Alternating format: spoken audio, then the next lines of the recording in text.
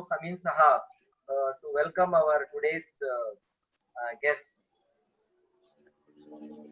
Assalamu alaikum wa rahmatullahi wa barakatuhu. World Pharmacist Day greetings to chief guest speakers of today's function as well as the participants.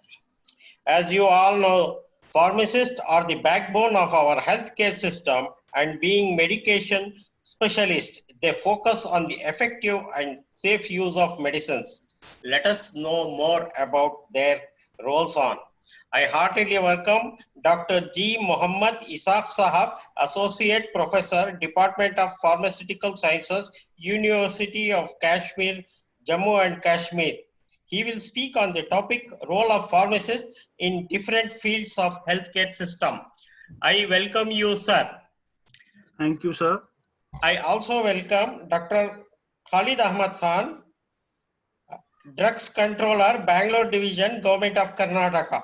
He will speak on the role of regulators in managing healthcare. I also welcome Dr. Khalid Ahmad Khan Sahib. Welcome you, sir.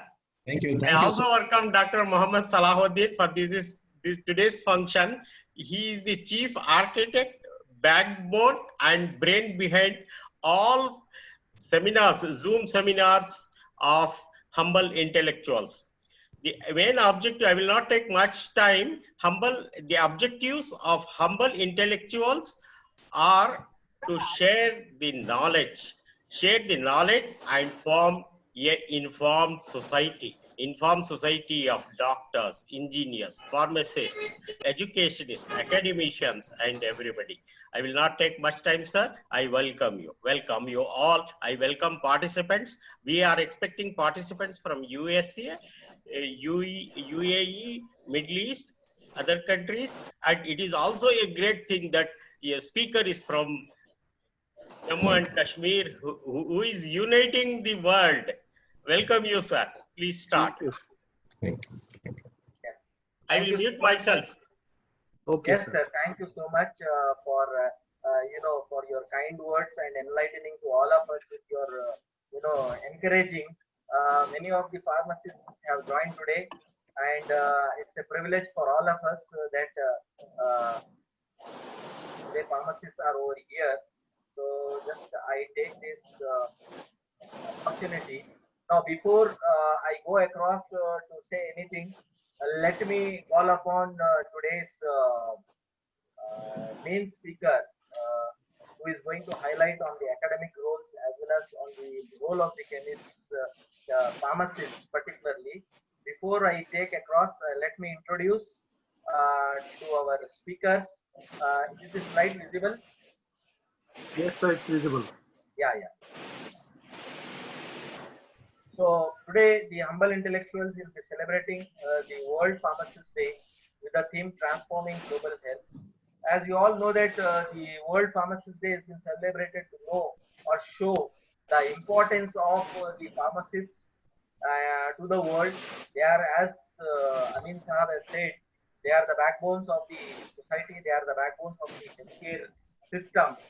When we talk about the health, we talk about doctors, we talk about nurse, we also talk about the pharmacists. But very few of them are knowing that the pharmacists are involved not only as a retail chemist, they are also having a bigger role in the industry, in the research, in the regulatory, to which today both these speakers are going to highlight about their roles. I'm sure each one of you who are attending, they are going to get the insight of the role of the pharmacist. So before I say anything much about the profession, because the speakers are going to highlight, let me welcome and introduce our today's first speaker, the eminent speaker, Dr. Gir Muhammad Ishaq. Dr. Gir is Associate Professor in the Department of Pharmaceutical Sciences in the University of Kashmir, Jammu and Kashmir. So let me introduce in brief about the Dr. Gir. Dr. Gir Ishaq is Associate Professor at the Department of the Pharmaceutical Sciences, University of Kashmir, where he has been working for the last 18 years.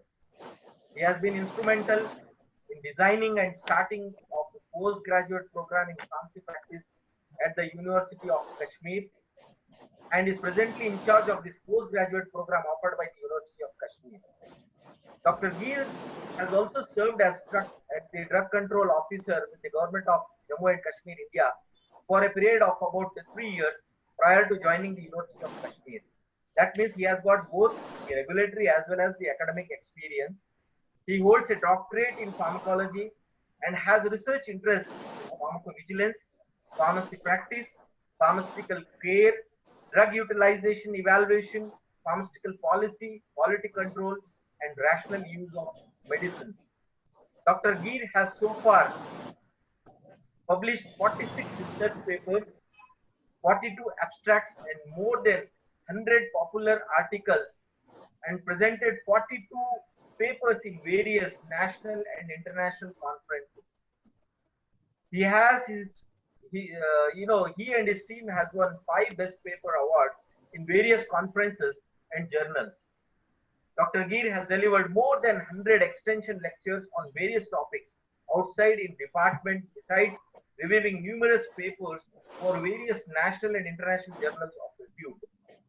He has reviewed and revised the drug policy in his home state of Jammu and Kashmir, India, besides framing a proposal for the creation of 90 posts of drug instructors there. Both the proposals have been well received by his state government. Congratulations, sir. At present, Dr. Gir is also dispensing his additional duties as coordinator at Human Resource Development Center, University of Kashmir, and in this capacity, he has organized or conducted several teachers training courses as course coordinator. Dr. Gir has also been appointed as the member of the expert committee on antibiotic utilization under National Drug Utilization Evaluation Program of India by the Indian Council of Medical Research, New Delhi. It's really prestigious. Dr. Gir has also served as country leader, India, BRICS, Medicines, Alliance, and as Joint Secretary, North Zone Association of Pharmaceutical Teachers of India. Recently, Dr. Gir has been appointed as advisor to the Pharmaceutical Price Monitoring and Regulatory Committee of the Drug and Food Control Department of Jammu and Kashmir. There are many more honors and recognitions to which Dr. Gir has received. It is quite very difficult for me to concise his, the brief profile in 2 pages. If I keep speaking, I think half an hour or 1 hour will not be sufficient. His articles are of repute and known. The attendees, I always say that please follow to his Facebook page and to his other accounts of the social media. You get to learn a lot of things about how he is contributing to the profession. So before I say much more about it, I take this opportunity and welcome Dr. Gir Mohammad Ishaq to take the opportunity and speak on today's topic and highlight the speakers on today's, the responsibilities of the pharmacist. Over to you, Dr. Gir. Before that, I request all the members to kindly mute. Kindly mute.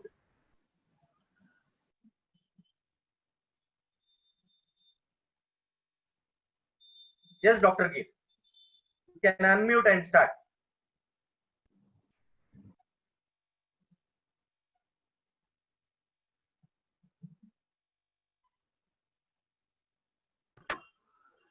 Dr. Syed Salahuddin Sahab, Principal, Faruqiya College of Pharmacy, Mysuru. Dr. Khalid Ahmad Khan Sahab, Assistant Drugs Controller, Department of Drug Control, Government of Karnataka. Mr. Farooq Amin Sahab, other members of this humble intellectuals forum, my dear friend Dr. Mohammad Gulzar Ahmad, Principal, Yenepoya College of Pharmacy, other dignitaries, distinguished guests, learned members. Assalamu alaikum and very good evening to all of you. First of all, I'm highly indebted to all of you, particularly to Dr. Salahuddin Saab for giving me this opportunity to address this learned gathering of humble intellectuals, humble distinguished people of Bangalore and Mysore. In fact, you will all be a bit surprised to know that Bangalore has been my second home. In fact, I have done all my schooling, my education from Bangalore Alameen College of Pharmacy, my B Pharm as well as my M Pharm. I have done my doctorate from my own university. I have spent some 8 precious years of my life at Bangalore. And if there is any place on earth which I love next to my homeland, that is only and only Bangalore. And it's really heartening and it's really refreshing to get connected with people from Bangalore after a very pretty long gap. And really, I'm feeling excited and enthusiastic about it. So thanks to all of you for giving me this opportunity. And the topic that has been assigned to me is the role of pharmacists in the healthcare system. Now, dear participants and dear distinguished guests of this forum, members of this forum, as already explained by Dr. Salahuddin Sahab, that World Pharmacist Day is celebrated every year on 25th of September. And this day has been designated by the International Pharmaceutical Federation as the World Pharmacist Day way back in 2009, when its Turkish members suggested that we need to celebrate this day. Otherwise, International Pharmaceutical Federation has been established way back in 1912 on this very day. And that's why we celebrate this particular day as World Pharmacist Day. And the main purpose of the World Pharmacist Day is to highlight the role of a pharmacist, which a pharmacist can play in enhancing the healthcare of the society. And this particular day assumes importance from the fact that FIP is a body of 4 million pharmacists worldwide.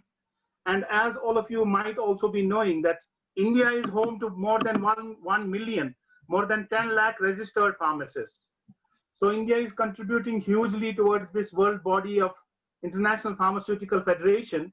Main objective of the World Pharmacist Day campaign is to raise awareness about the professional activities of a qualified pharmacist and to educate the public on their significant role and crucial responsibilities in healthcare system. Its aim is also to inculcate a sense of pride, a sense of solidarity, and create awareness among the pharmacy professionals on a global level. Pharmacists represent the third largest healthcare professional group in the world, and India is also contributing immensely in this direction. So it was FIP, the International Pharmaceutical Federation, that brought out pharmaceutical workforce development goals in 2016. And this year, on 21st of September, International Pharmaceutical Federation unveiled the FIP development goals. Just 3 days back, on 21st of September, these 21 FIP development goals were unveiled. I'll be sharing my PowerPoint presentation shortly. Before that, I just wanted to give you a brief overview that what this day is all about. So dear participants, International Pharmaceutical Federation has selected the theme of transforming global health as this year's theme of the celebrations. The main aim behind selecting this particular theme was to primarily lay a roadmap on how to make progress on its 21 FIP development goals in the coming years. Now, only when some kind of headway is made in terms of these development goals, then only there could be some substantial headway in improving the global health scenario and bring it at par with the UN Sustainable Development Goals. So these FIP development goals are in complete sync with the UN Sustainable Development Goals. Now, though this theme seems to be quite an attainable goal in the global context, this theme of transforming global health, it seems quite attainable, quite achievable in the global context, because the countries who have framed this theme, they have already made a considerable progress in their respective healthcare sectors. But back in India, may perceive this particular goal as a bit lofty, in the sense that looking at the national backdrop, looking at the situation vis-a-vis pharmacy workforce, pharmacy education, and pharmaceutical sciences within India, it appears that the country is lagging far behind than developed nations whose FIP members have coined this theme for this year's World Pharmacist Day in light of their own regional contexts. So I'm not trying to undermine the role which pharmacists have played in India, which pharmaceutical sciences has played, which pharmaceutical industry has played. India's pharmaceutical industry is one of the leading in the world. India is known as pharmacy of the global south, pharmacy of the world. It supplies the antiretroviral drugs for treatment of AIDS to most of the countries. 33% of the world generic drug market is grabbed by India. Highest number of US FDA pharmaceutical companies which supply to USA and European Union are in India. So I'm not trying to undermine the contribution which we have made in terms of pharmaceutical distribution, pharmaceutical manufacture. You know, in 1980, our annual turnover was only 237 crores. Today, our annual turnover of the pharmaceutical industry in India is around $36 billion. And half of this goes into exports, around $17 billion. But when we come to the pharmaceutical education, pharmacy profession, and the pharmaceutical practice research, the situation is not that very bright. And that's why I say that this theme may sound a little lofty, that transforming the global health. Because when we look at the access scenario within India, we have 65% population which is believed to lack access to medicines as per the World Medicine Situation Report of the World Health Organization. 65% of our population lacks access to medicines. Our standards of healthcare continue to be low, which was also accepted by the government when they were impressing upon people to observe social distancing, because our healthcare system was not fully geared up to face the challenge of coronavirus. The government itself accepted that our standards, our infrastructure is not that much which can fully encounter this challenge, which can fully brace up with this challenge. And then there are flawed dispensing practices, flawed prescribing practices. There are, inappropriate drug use patterns seen among patients, lot of self-medication seen. Our worthy panelist, Dr. Khalid Ahmad Khan, will be deliberating upon that. He will be himself a witness that how is the regulatory scenario, to what extent people are following guidelines. So in those terms, it may sound a little lofty, but then in what way? I'm not trying to undermine the significant role which our pharmacists can play. We are a nation of 138 crore people. So when we try to improve their healthcare, when we try to contribute towards elevating their standards of healthcare, automatically we are also contributing to the whole world, because 138 crores is a huge chunk of the world population. Therefore, we can contribute towards improving our national healthcare, which in turn will contribute towards the transformation of the world healthcare, the global healthcare. So the need of the hour is to reorient our pharmacy education and profession in India towards enhancing the capacities of our pharmacists, towards enhancing their clinical skills, their motivation and efficiency levels, and towards enhancing the capacity of the pharmacists so that they can become an integral part of the healthcare system, where they can assist the medical practitioners and in improving the optimal evidence-based care to the patients. So with these words, I will be speaking more about them. I now try to share my PowerPoint presentation with all the learned members of this group.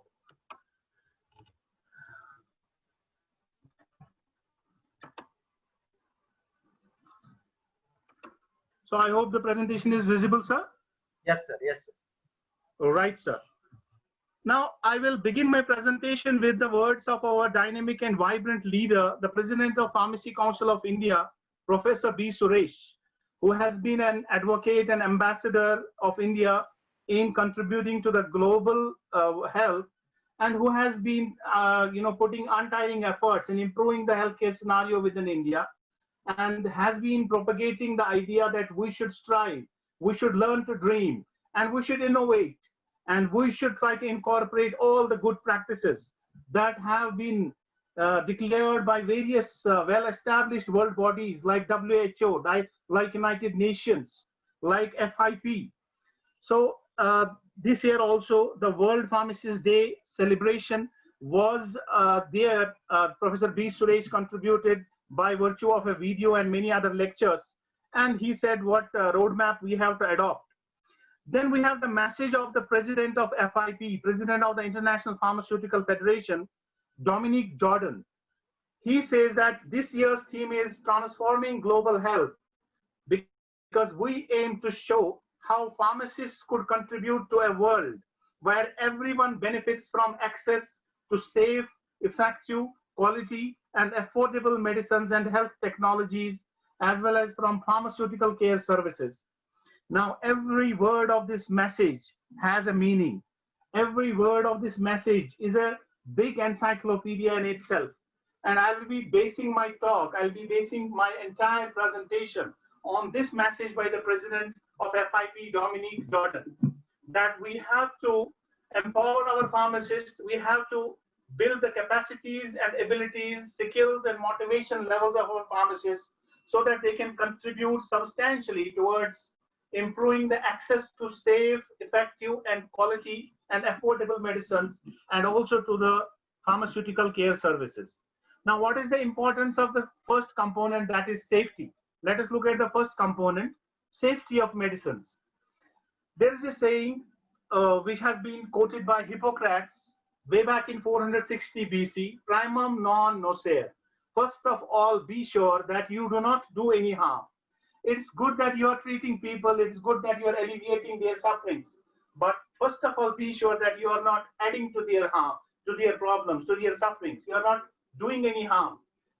He said this because every drug has side effects. There is hardly any drug which does not have side effects. Therefore, safety monitoring of medicines becomes immensely important. Oliver Holmes has also said that if the whole materia medica could be sunk to the bottom of the sea, it would be all the better for mankind and all the worse for the fishes. Materia medica was the compendium of all the substances that were useful medicinally. And he says that if this compendium, if this collection of the medicinally useful material could be sunk to the bottom of the sea, it would be all the better for the mankind and all the worse for the fishes. One wonders why would have he said that?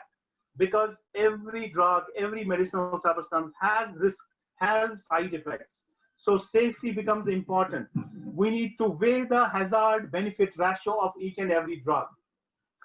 Our own Charaka has also said, the Charaka who wrote the Charaka Samhita, that even a strong poison can become an excellent medicine if administered properly. On the other hand, even the most useful drug can act like a poison if handled carelessly. So a poison can become a medicine in the hands of an expert, while as a medicine can become a poison in the hands of a layman, in the hands of a person who doesn't know.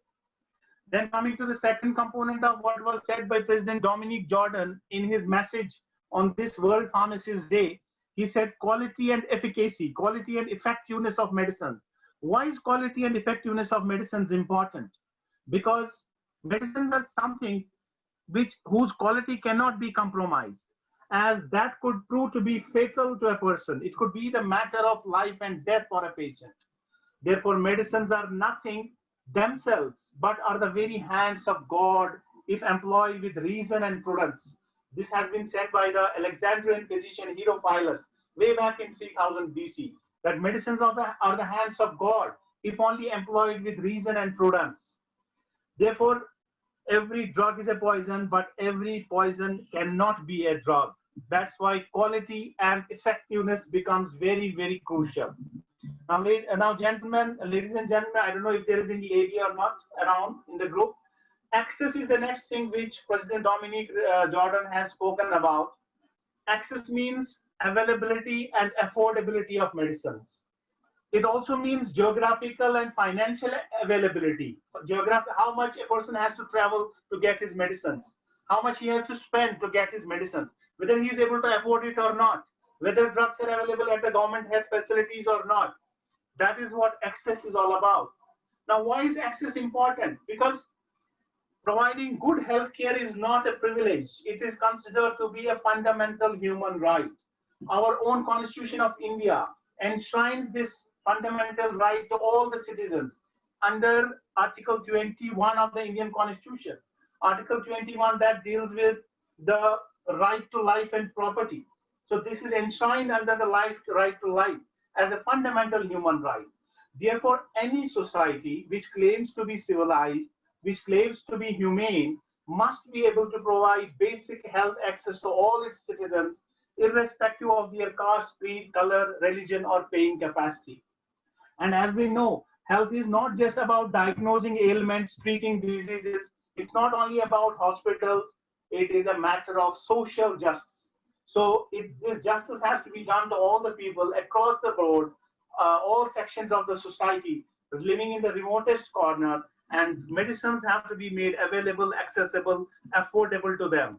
Now, pharmacists can play a very important role in improving access to medicines, in ensuring quality, ensuring safety, and ensuring effectiveness of the medicines by virtue of their training, by virtue of their expertise, by virtue of their qualifications. Pharmacists can help in improving access to medicines. Why is access important? Worldwide, if you look, there are 1.3 to 2.1 billion people across the world. That is 1/3 of the world's population who do not have access to medicines. That means either these 1/3 of the world population, they suffer for want of medicines, and around 10 million people die each year as a result of this lack of access to essential medicines. This lack of access becomes even more worse when you look at Africa and Asia, where the figure touches 50%.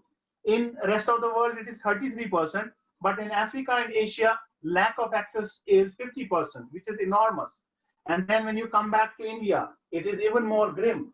It becomes 65%. 65% of our population, we are 138 crore people. You can imagine how many crores 65% people means. We do not have equitable access to medicines, and that means our people are dying. They are suffering for want of medicines, and they have to spend their income, their savings. They have to spend their whatever they have saved for their future, or they may sometimes even have to sell their assets in order to purchase medicines.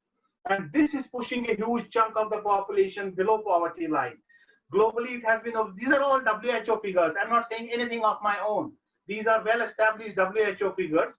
150 million people suffer financial catastrophe, while annually 100 million people are pushed below poverty line. And within India, 3 to 5% of population, you will be surprised to know, is pushed below poverty line just because they could not afford their healthcare expenses, their medical expenses. And 5% of population is a huge population. Now, coming back to the role of the pharmacists, respective members, the role of a pharmacist is evolving. Over decades, over years, we have been focusing on producing pharmacists who could cater to the industry, who were trained in pharmaceutical manufacture. But now the focus is shifting from medicine supply to a more inclusive focus on patient care. Now the focus is shifting from that of a compounder and supplier of drugs, from pharmacists being viewed as a compounder and supplier of drugs, to that of a patient care provider. Now the focus is to prevent, detect, monitor, and resolve any drug-related problems and adverse drug reactions. In these times of coronavirus pandemic, what could be the role of a pharmacist? The pharmacist has been and will be playing his important role in preventing, in detecting, in managing, in treating coronavirus patients. And he could also be playing his role, his crucial role in preventing, detecting, monitoring, and resolving any drug-related problems, any adverse drug reactions, because we know nowadays many drugs are being used on hit and trial basis without much scientific evidence. For example, hydroxychloroquine. This drug was meant for malaria patients, for SLE, systemic lupus erythematosus patients, but was used for coronavirus patients without much scientific evidence. So under these circumstances, safety monitoring becomes a big challenge. And this challenge could be fulfilled by the pharmacists who are trained, qualified, and who are having the expertise to monitor safety of medicines. The pharmacists could also contribute by decreasing the burden of 5 Ds. That is, by decreasing the burden of death, disease, discomfort, disability, and dissatisfaction, whether during the times of coronavirus or otherwise. They can contribute in decreasing the burden of these 5 Ds anytime. And then they could emerge as 7-star pharmacists, which has been outlined by the World Health Organization way back in 2000 and has been adopted by FIP. They could become 7-star pharmacists. What is a 7-star pharmacist? 7-star pharmacist is the one who is a caregiver, a communicator, decision maker, teacher, lifelong learner, leader, and a manager. He has these 7 virtues, 7 qualities, which make him a 7-star pharmacist. And the pharmacist could also focus on, now this focus is shifting from product to patient, from bench side to bedside, and now we are going to become integral part of the healthcare system. And this is exactly what FIP has outlined in its 21 FIP development goals, which have been unveiled on 21st of September. I would request all the learned participants of this group, members of this group, to visit the FIP website and see what these 21 goals are all about. Mainly, they circulate around these three broad areas. The areas are pharmaceutical practice research, the practice of pharmacy, the science of pharmacy, and workforce and education. So FIP is laying thrust on all the three domains of pharmacy. That is the practice part, practice in the hospitals, in the communities, the science part, which caters to the research component, as well as the education part, which is the teaching part. So we have to generate evidence by virtue of our scientific research. That evidence will be converted into policy framework, and that policy has to be practiced on the ground.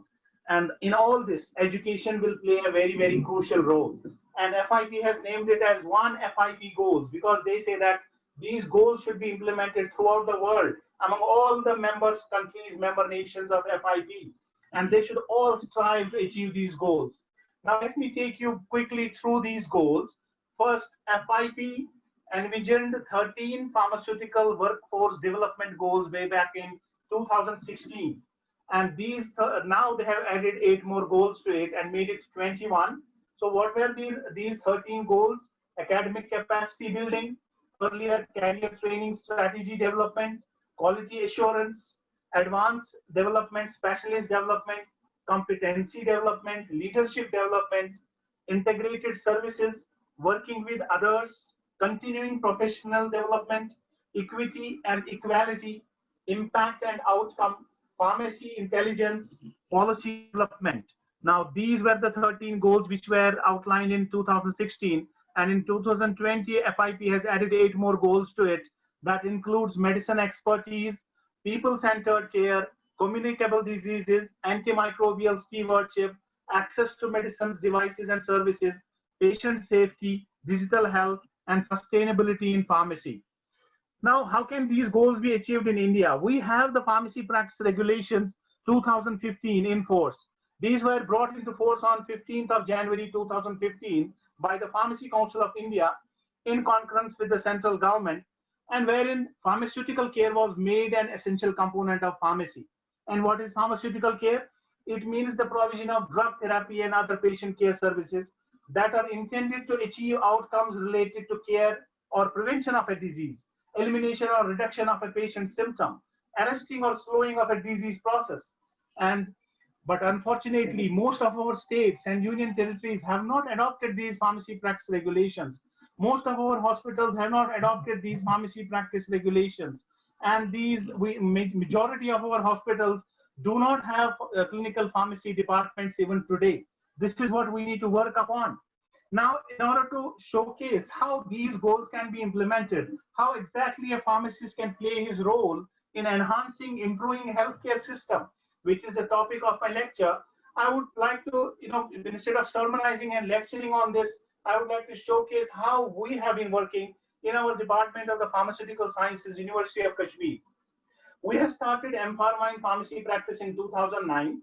That was started with the goal of enhancing the capacity of these pharmacists, capacity building. They're making them an integral part of the healthcare team so that they could assist in providing optimal evidence-based care to the patients. That was the goal of starting this course.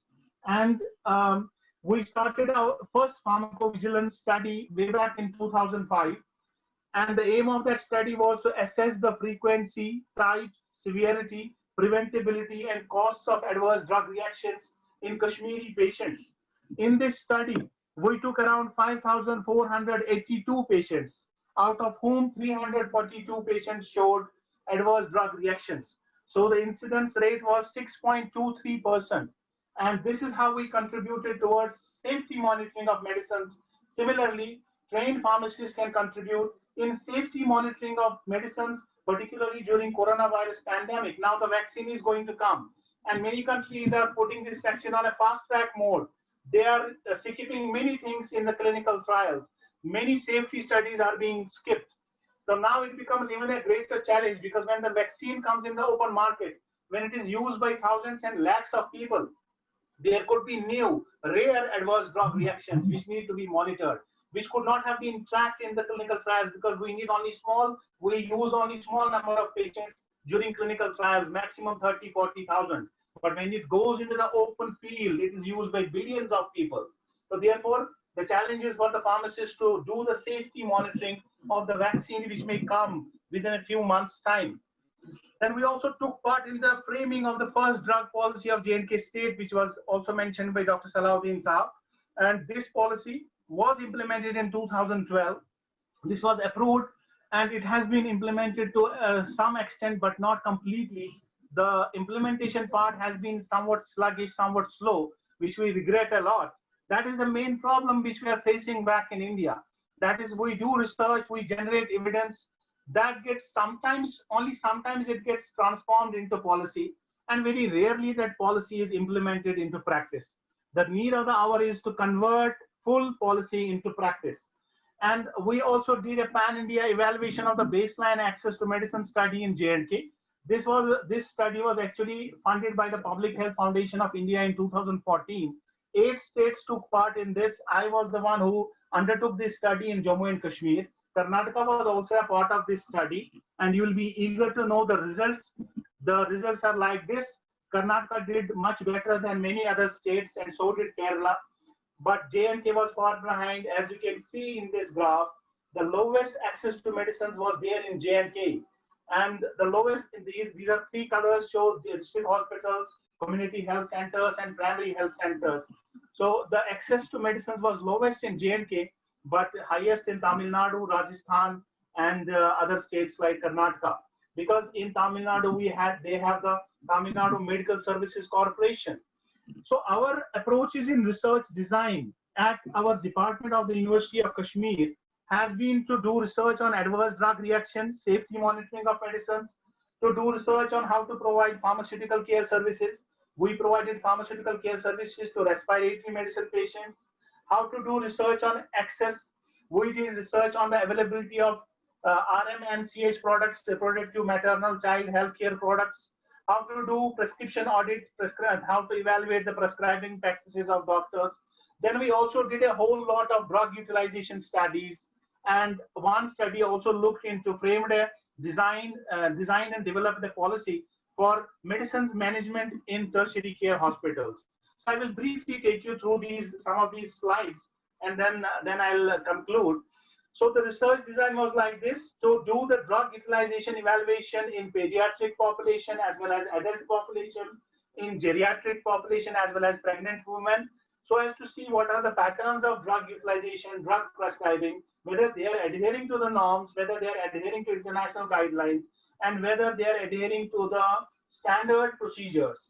So in adults, we did it for cardiovascular disease prevention, renal disease prevention, hypertension, diabetes, and use of antimicrobial drugs, antibiotics.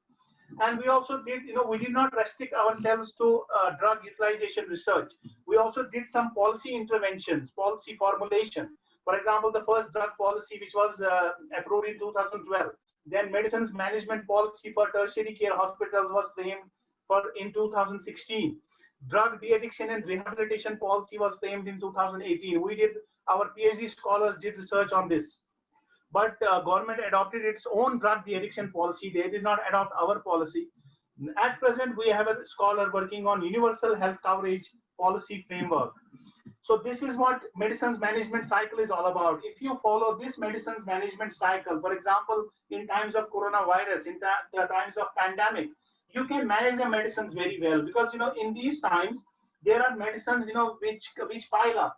Many countries donate medicines, then it becomes a challenge how to dispose them of. And procurement also becomes a big challenge. You don't know which drugs to procure, which ones not to procure, because the scientific evidence is not always present. So if you follow the policy, a scientific, systematic, well-organized policy for drug selection, quantification, their procurement, their storage, their distribution, and their consumption, there is no reason why there should be any stockouts, why there should be shortages, why there should be a duplication of supplies. But the only condition is that you have to follow the SOPs which we have devised. And for each step, we have devised SOPs on the basis of scientific standards. And that policy was meant for tertiary care hospitals.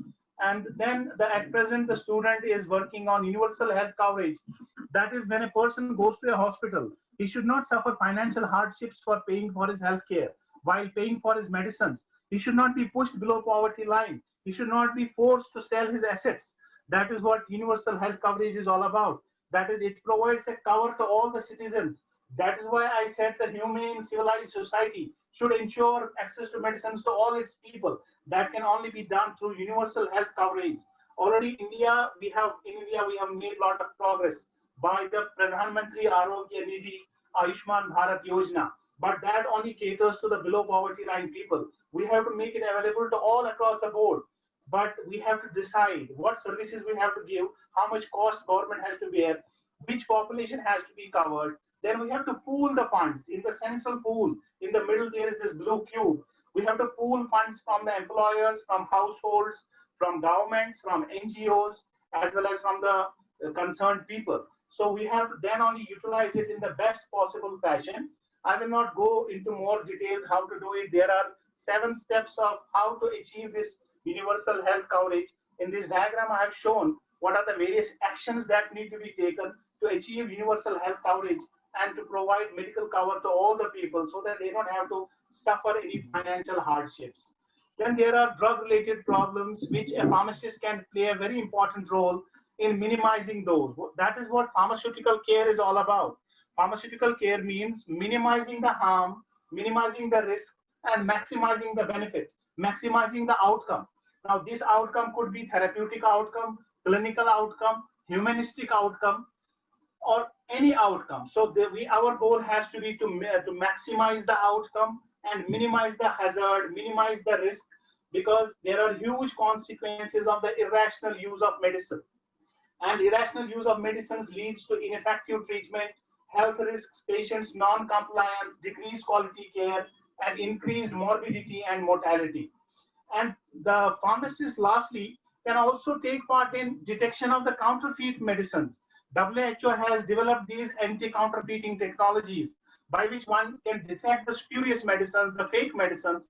This includes the radio frequency identification technology, track and trace technology, global trade identification number, and user verification using SMS text-based messaging services, security inks and dots. Unfortunately, I don't have time to detail out all these things, but in my last slide, I'm trying to show you how a pharmacy professional can play a collaborative and coordinated role in combating these counterfeit medicines, spurious medicines.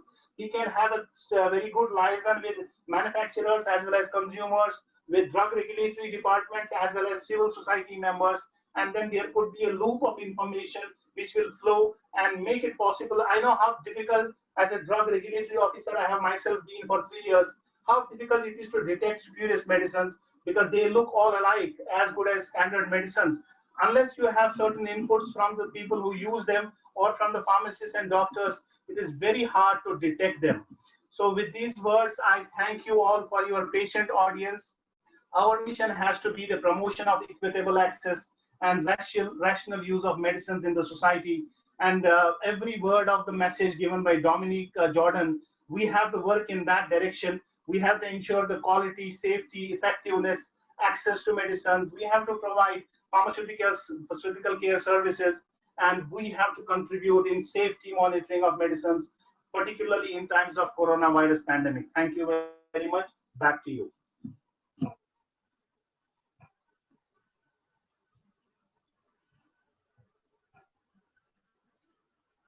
Over to you, sir. Thank you, Dr. Gail Mohammed.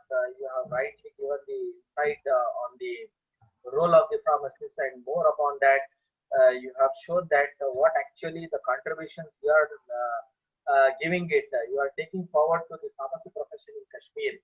In fact, if your articles would have been shared over here, things would have been highlighted to each of the participants. But when time permits, we will share it into the group, your articles, the more knowledge that you have given to the professionals as well as to the non-professionals. I'm very much indebted and very much thankful for delivering this wonderful lecture. We know that we have pressurized you to concise it, though it was not possible, but you still tried to make it within the timeline. And before I go for the next speaker, Amin Saab, would you like to say anything? Thank you. Thank you, Dr. Gir Muhammad Ishaq Sahab. Your presentation was excellent and outstanding. And Thank you, sir. you have given so much clarification that you have justified the profession and raised the level of pharmacists to the highest level, particularly in pandemic period. I think when the new vaccine for coronavirus comes, you will be the front runners to achieve the desired results. Thank you, sir. Thank you very much. Thank you, sir. Thank you, sir, for your wonderful words. Now, I invite you to our second speaker, Dr. Khalid Muhammad Khan.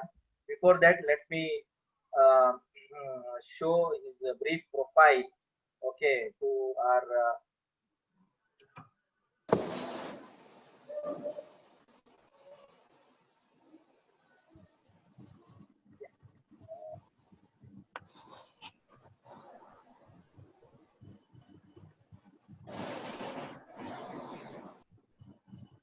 yeah. So, Dr. Khalid Muhammad Khan, Khalid Ahmad Khan is an assistant drugs controller at the Drugs Control Department of Government of Karnataka. And over the last 22 years of his service, I must say he has a vast experience. And first of all, I must also highlight over here is that he is a Mysorean, an alumni of JSS College of Pharmacy, and he has a vast experience of 22 years of service. He has experience in academics, auditing of inspection of manufacturing units of pharma, where formulations such as tablets, capsules, liquid orals, parenterals, bulk drugs are being manufactured as per Schedule M and WHO guidelines for the good manufacturing practice certification of pharma products required for export purposes. Dr. Khalid has credit of being the only additional drugs, the assistant drugs controller to have been deputed along with the deputy drugs controller and 2 drugs inspector by the government of Karnataka to study the modalities of effective functioning of intelligence and other enforcement activities of the drugs control department. Dr. Khalid has attended many training programs organized by the World Health Organization in association with the Central Drugs Standards Control Organization, Government of India. Dr. Khalid was also deputed from Karnataka Drugs Control Department to a training program at an international level on knowing the good manufacturing practice and product dossier evaluation on anti-TB formulations organized by WHO at Kuala Lumpur, Malaysia from 21 to 2005 to 25 to 2005. Dr. Khalid has presented many lectures or presentations on storage of medicines. Dr. Khalid played a key role in framing the Karnataka pharmaceutical policy in 2012.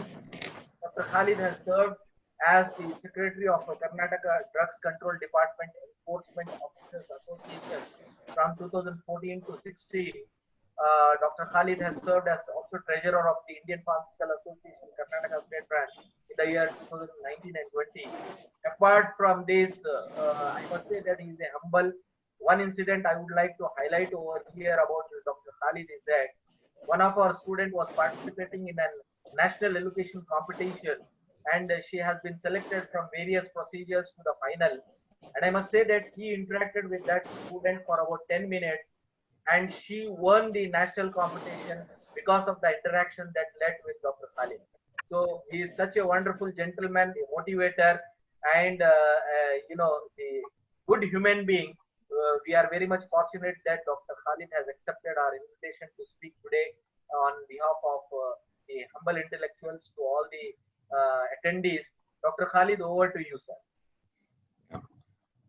Dr. Salahuddin, Dr. Farooq Amin Sahab, Ghosh Sharif Sahab, and Dr. Muhammad Geer Sahab, and all the participants. Assalamu alaikum, rahmatullahi wa barakatuhu. A very good evening. Namaste to all the participants. I am really humbled by whatever introduction Dr. Salahuddin has given, he himself being a 7-star pharmacist. He is a 7-star pharmacist having all the qualities of a good leader, a very good basically, and many more things. Let me start by telling that I am proud to be a pharmacist.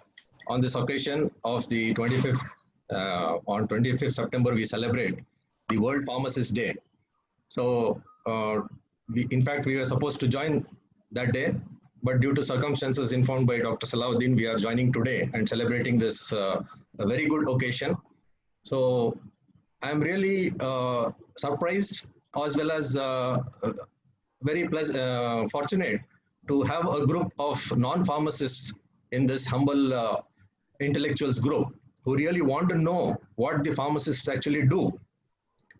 Let me tell you that unfortunately the pharmacist has not been recognized whether by the government or the community at large. Pharmacist plays a very key role in the healthcare sector.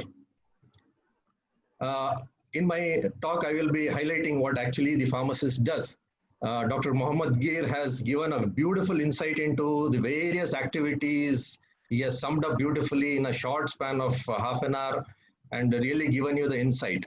Now, I have particularly not prepared any slides because usually they try to distract the audience, and I'm sorry, Dr. Geer, if I'm because basically I want to have a close talk with the participants so that they understand much better.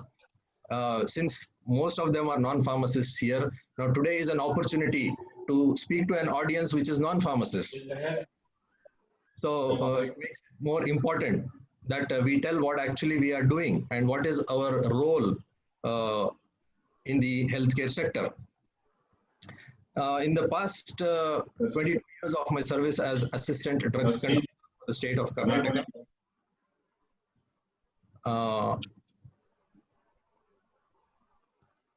I think there was some disturbance. Go ahead, no problem. Go ahead. Yeah. So, as pharmacists, we play very important roles in the healthcare sector. That's the bottom line. And unfortunately, like I told you, has not been recognized.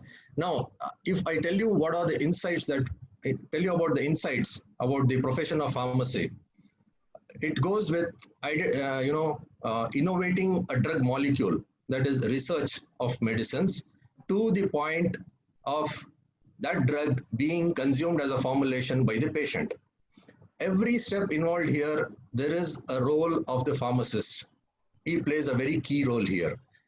Basically, the areas divided are manufacture of drugs, manufacture of safe and effective drugs, so to say, and various implementing various laws and regulations that are required to maintain the quality of these drugs, like how the enforcement officers are there, how the drug control departments function.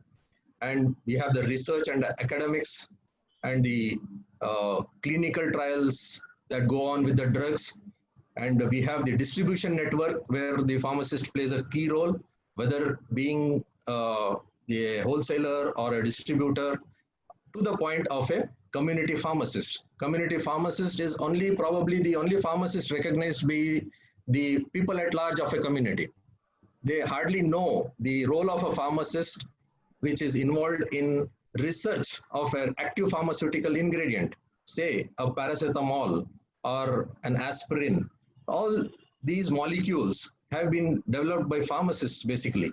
So they develop that molecule and convert it into a formulation which can be consumed by a patient in a very easy manner, in a manner that is palatable, in a manner that is convenient to the patient, and then he also sees to it that these drug molecules give the desired action on the body of that patient, that these particular formulations actually do what they are supposed to do. So once, getting into the manufacturing aspects, in the manufacture of drugs, we have the point of innovating a particular drug molecule scaling it up and things like that, and then converting it into a formulation. For formulation, R&D has developed in the recent years to a very great extent. Formulation R&D, where the drug actually is put into various pharmaceutical ingredients and then made it into a form that is easy to consume by the patient. Because any drug per se or actually as a drug cannot be consumed because of its various drawbacks like bitter taste and very minute quantities to handle and things like that.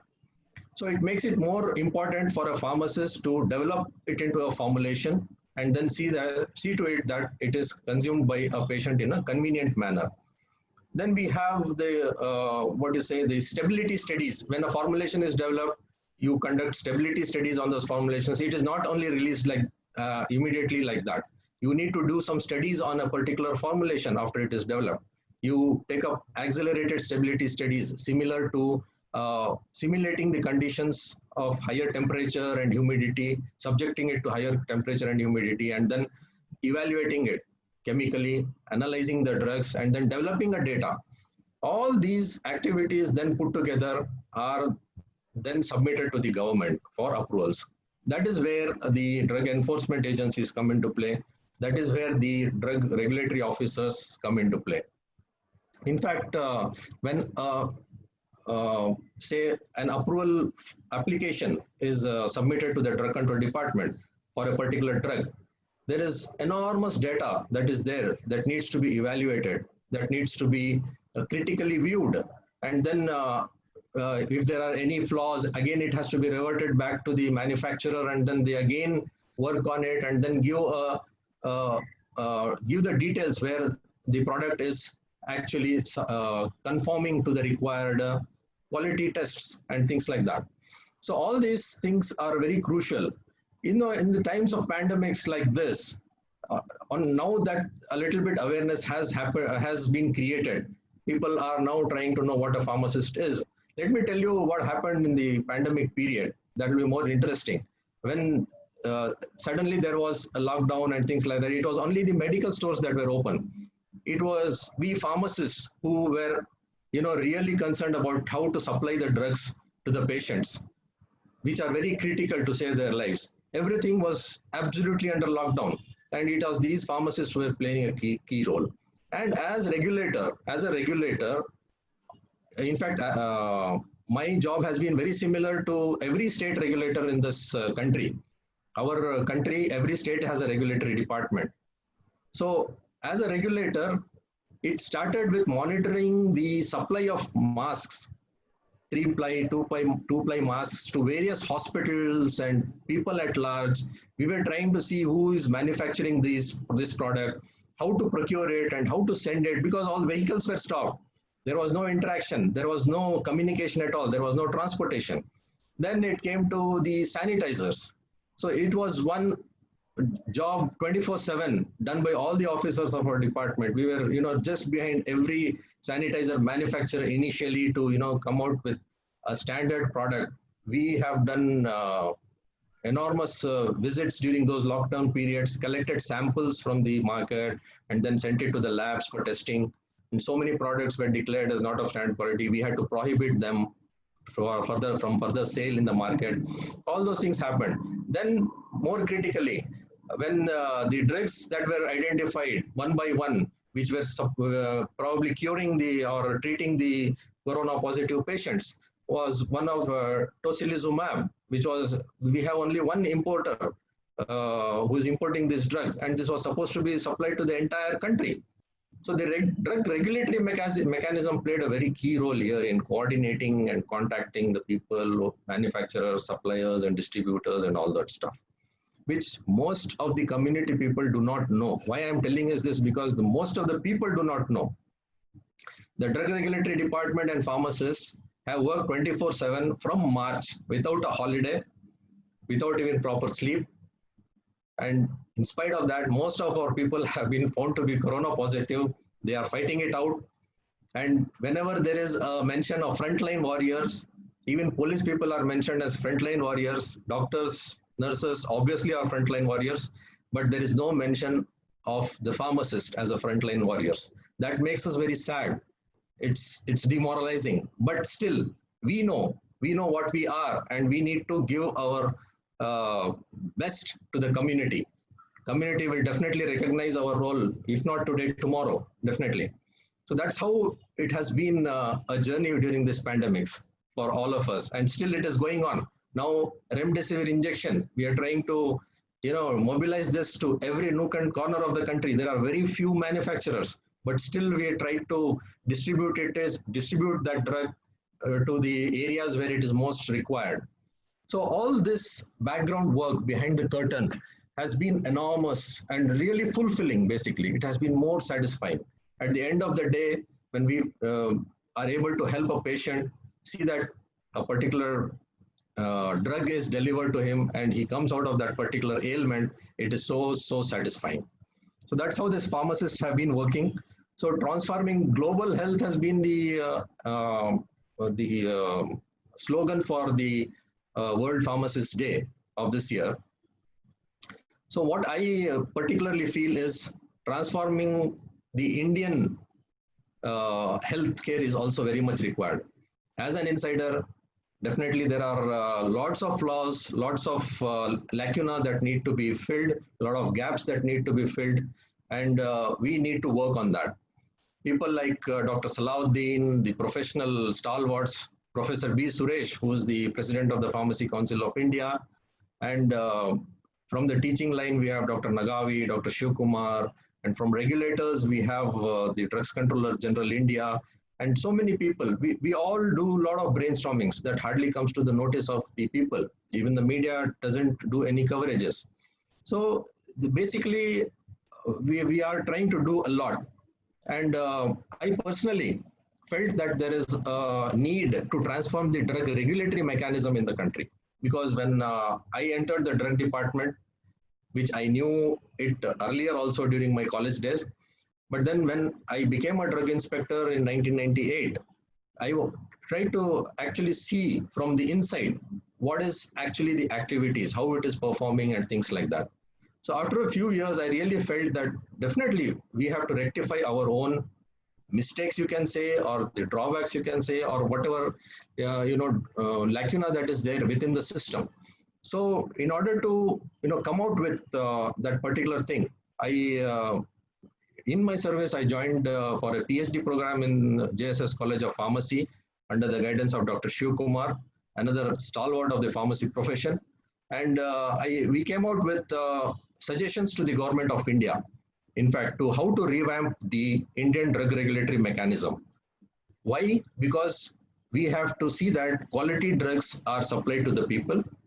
Why? Because we have to see that there is no spurious drug in the market. More importantly, there is another aspect which most of the common people do not know, that the not of standard quality drugs, even these not of standard quality drugs should not reach the consumer. This has been a very important role of the drug regulatory officer. Just for the people who are interested in what the drug department does, or the drug officer, drug inspectors do, basically, one important responsibility I will highlight here at this point is that we go to the market, we go to the medical stores, we go to the distribution points, and we draw samples. When we draw samples, we send it to the government laboratories for testing. And when we receive the report, suppose the drug is declared as not of standard quality, it may fail in a small parameter or a bigger parameter or a parameter which is very crucial. Depending on that, we take action.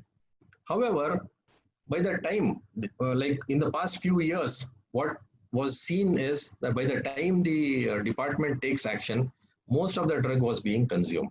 So in order to restrict this, the Karnataka state government has come up with a very good initiative by using the technology through NIC, that is the National Informatics Center, where if a drug is declared not of standard quality by the laboratory, immediately an SMS is shooted to all the stakeholders, whether they are in the medical store, whether they are in the wholesaler point, whether they are in the C&F agent, and whether he's a regulatory officer.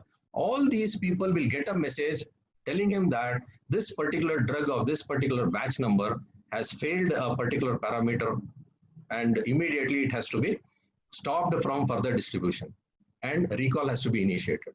So this is a very crucial activity that the drug regulatory officers do, apart from so many other things.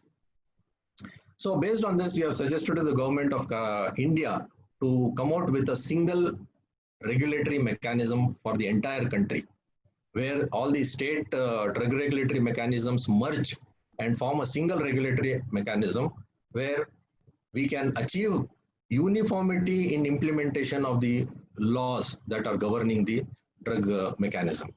So all these things we have been trying to do, particularly in my personal level also, and definitely all the professional stakeholders are being involved, and they are giving a positive positive feedback to this particular system of having one drug regulatory mechanism. So this becomes too technical for probably the non-professionals who are there here. Apart from this, the pharmacist plays a key role in the hospital pharmacy as a clinical pharmacist. So there he advises the doctor. In fact, he advises the doctor as to what is the proper medication that this patient should receive. These days, very recently, PharmD courses have been started. It is with great efforts of our Professor B. Suresh and the great academicians of our country that this PharmD course has been started, which is equivalent to a doctorate course, wherein the pharmacist, after completing his course, will be in the clinical setup along with the doctors, and they advise what are the medicines that are required to be prescribed to a particular patient. So this is the level that the Indian pharmacists are moving towards. In fact, US and other third world countries already had recognized the role of a pharmacist, but India, always in a slow but steady approach, now is recognizing the talent of the pharmacist, the capabilities of a pharmacist. All the 7-star requirements of a pharmacist are really wonderful, and the pharmacist basically forms a very, very vital chain in the healthcare sector. So again, I would like to, I hope I have consumed some sufficient time, and probably I will be open for some questions also, if at all there are from the non-professionals who want to really know some of the insights of the profession of pharmacy. So I would like to thank everybody, especially the organizers, and Dr. Salahuddin Saab and Dr. Geer, who has been a wonderful speaker today. I'm really impressed about the way in which you have concised the whole professional gamut of activities and then presenting it to the audience. So Mr. Ghosh Sharif Saab, whom I personally know, many familiar faces from Mysore, since I am from Mysore. So it's been a wonderful time with you all. Please feel free to be to contact me any point of time. My phone numbers, my mail IDs are there with you all. So let us have a more meaningful interactions in future also. Try to add on more intellectuals and see that the profession of pharmacy is recognized by each and everybody. So I conclude by saying again that I'm a proud pharmacist. Thank you very much. Thank you.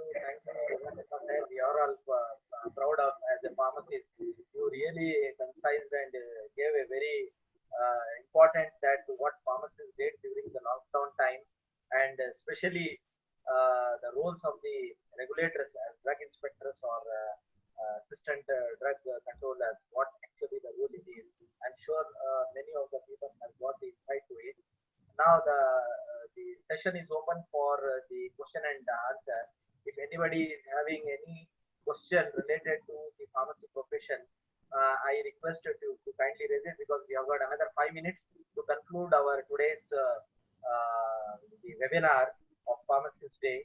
So I invite any of you are having any questions, and I see that we have got the attendees from various places. We have seen people are attending from Dubai, Saudi. Okay, they all are attending. So I welcome them all. So I now request Farooq Amin sir, if you have any question or anything to be asked. Sir, I have too many questions. Sir, unmute. Sir. Unmute, sir, yourself. Unmute. Sir, Yeah. we will allow participants to put forward their questions, sir. Yes, sir. Yes, sir.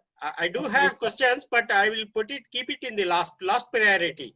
Yes, sir. Now, Sharif Saab, sir is always keen and always attends each and every program of the Humble Intellectuals.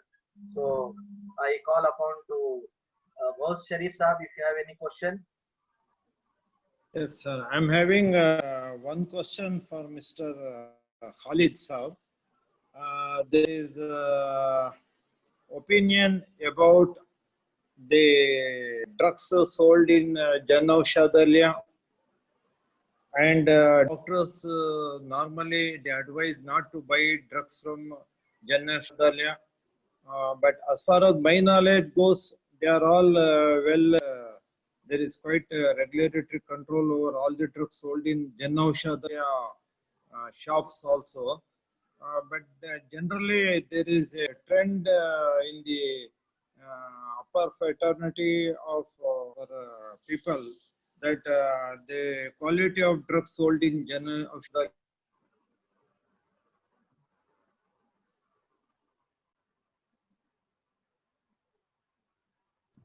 Yeah, am I audible?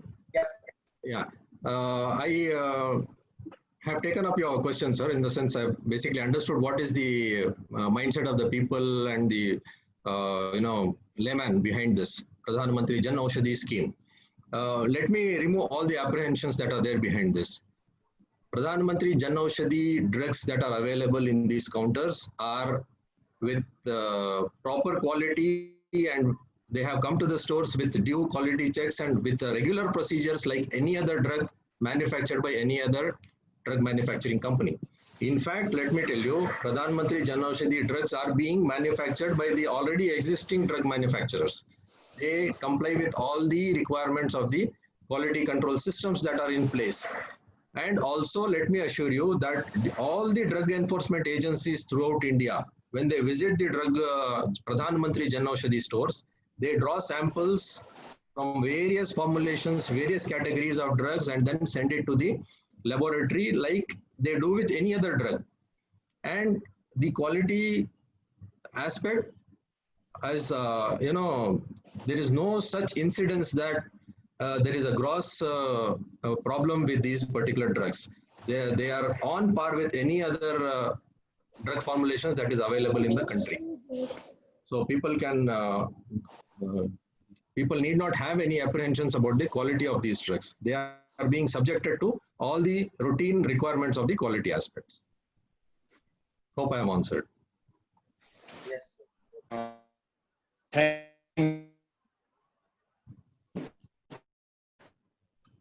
Ghaus Sharif Saab is having network issue.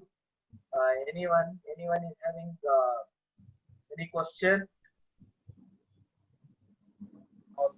Can Mr. Dr. G. Muhammad Sahib, Shah Sahib can throw some light on these reports which are floating in the social media? Can you once again ask question, sir? Sir, there are reports that the vaccine test for the pandemic virus is not good for human beings, and it is the effects of the proposed vaccine is irreversible or something like that. In social media, it is circulating.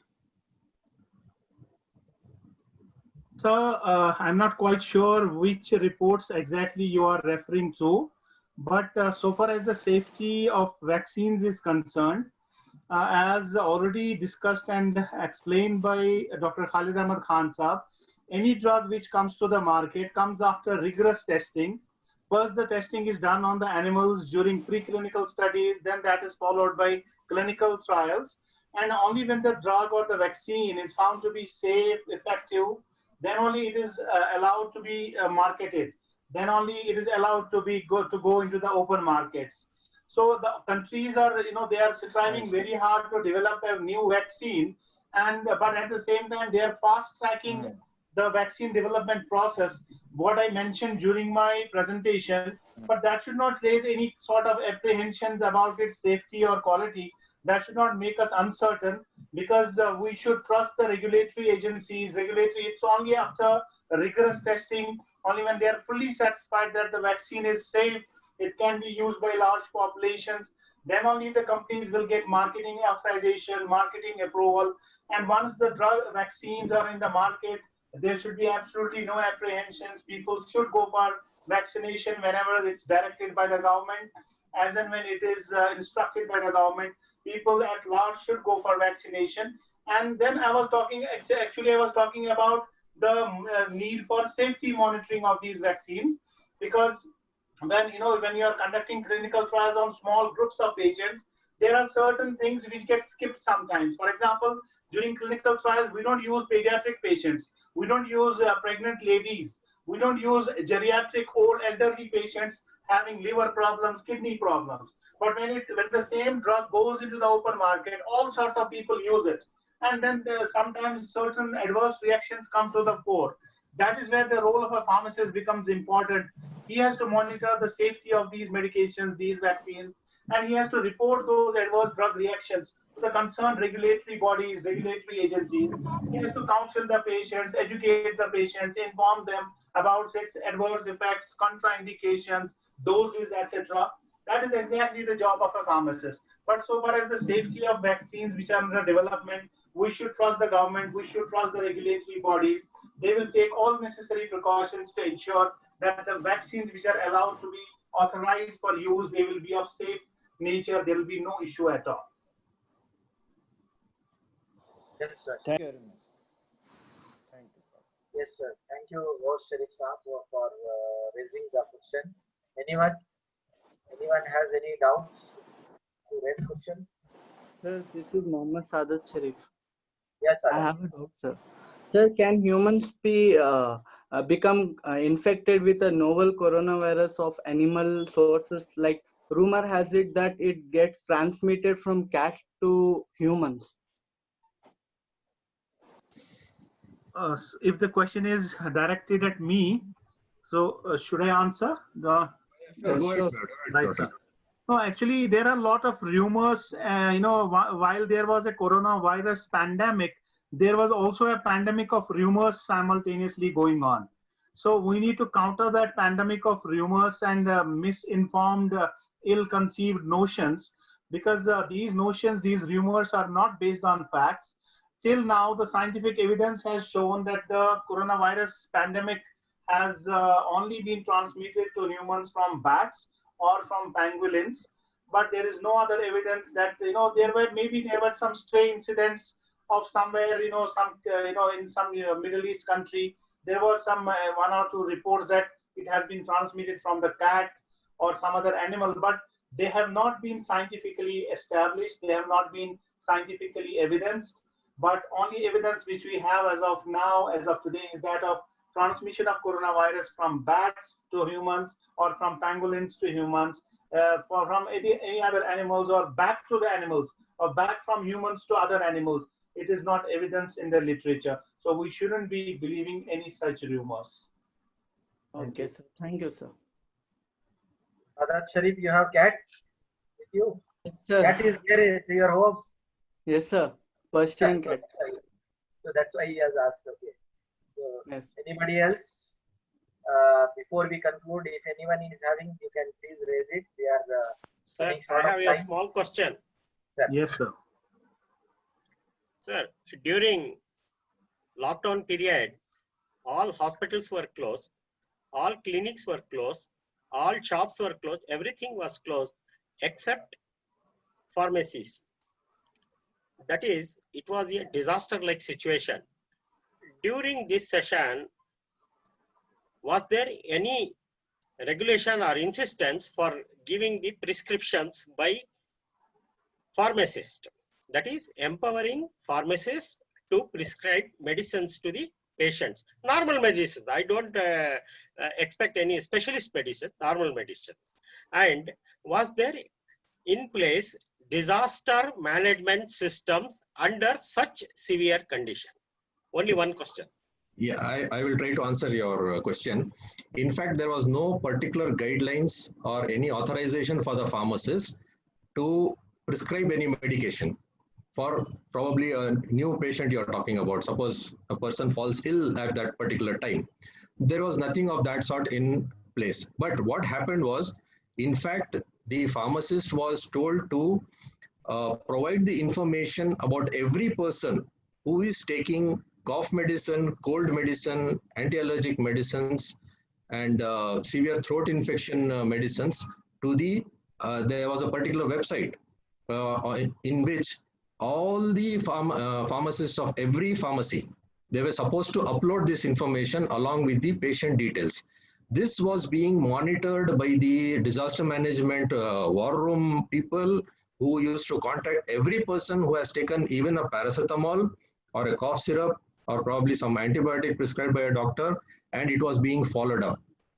A very beautiful mechanism was in place, especially in Karnataka. I don't know if it was the same in other states, wherein every single tablet of paracetamol sold was being monitored for a very long period during this pandemic. Of course, there was no such authorization for the pharmacist to give any medicines. This was basically done to provide the regular medications that people were taking. I hope I have answered. You have to unmute, I think. Yeah, I have unmuted. My question is, in future, is there any instruction or regulation for disaster management? I am referring to disaster management, so that pharmacist is empowered.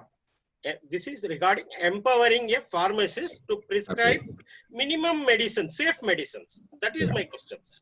In fact, you have answered. This has to be taken up. In fact, probably this sort of a situation was first in ages together. The humanity has not come across this particular type of a scenario altogether. So probably this has given us a lot of lessons to learn, and probably in future we can always think of empowering the pharmacist who is well knowledgeable, who is fit enough, who has the capabilities to, prescribe medicines for small ailments. In fact, there has been debates earlier in rural areas whether the pharmacist can be empowered to prescribe medicines for small ailments and things like that. It has been in the debates only, but no guidelines or any other instructions per se from the government have been issued in this regard. So definitely it can be taken up. A good point for. Can I add a point to this, sir? Yes, sir. Yes. Then see, sir, Farooq Saab, there is in every state we have a disaster management organization, and then at the central level, this government level, we have the disaster management this department also.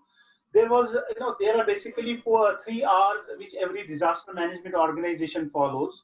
One is rescue, then there is rehabilitation, then there is relief, and then there is mitigation. So the rescue phase is over. Initially, they were concentrating on rescuing the people from the disease, keeping the people away from the disease, and those who have suffered, giving them proper treatment and managing them well at the quarantine centers and healthcare facilities. So that period is, to some extent, it is on the slowdown. Though still we are good number of patients are being reported, around 60 to 80,000 per day. But then the rehabilitation and relief and mitigation is also a part of disaster, and they keep on revising their policies, they keep on monitoring and evaluating their procedures, and then they accordingly chalk down the strategies for the future. So your question whether they have devised any policy for future, sir, because this was an unprecedented situation, and most of the countries were not really braced to face this challenge.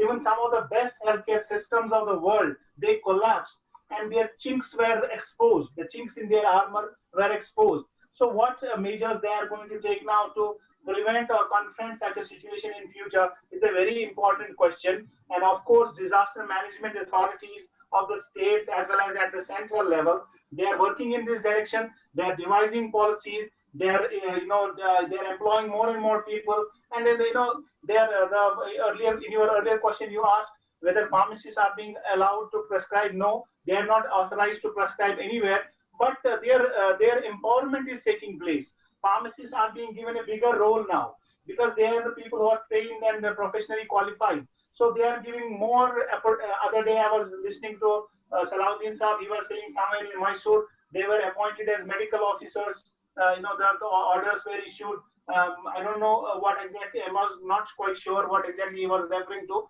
But yes, of course, they are being empowered and their role is being elevated, but not to the extent of prescribing drugs. But of course, these disaster management authorities are working how better they are taking lessons from the past, and they are accordingly improving upon their strategies so that they can face a similar situation much better in a much better manner in future. Definitely, people are at it. Well said, sir. Yeah. Anything? And Farooq, sir? Okay. So I think much of the questions, many of the questions have been answered. I don't have words for both the speakers to thank that the way you people have managed to concise the information related to the role of the pharmacist both in the academics or in the professional level of as a community, hospital or industry or at the regulatory level. Both of you have tried to manage to put across the information and delivered it to get the information to the maximum to all the attendees. I'm very much humbled and honored for you, for both of you, on behalf of the humble intellectuals and on behalf of all the attendees.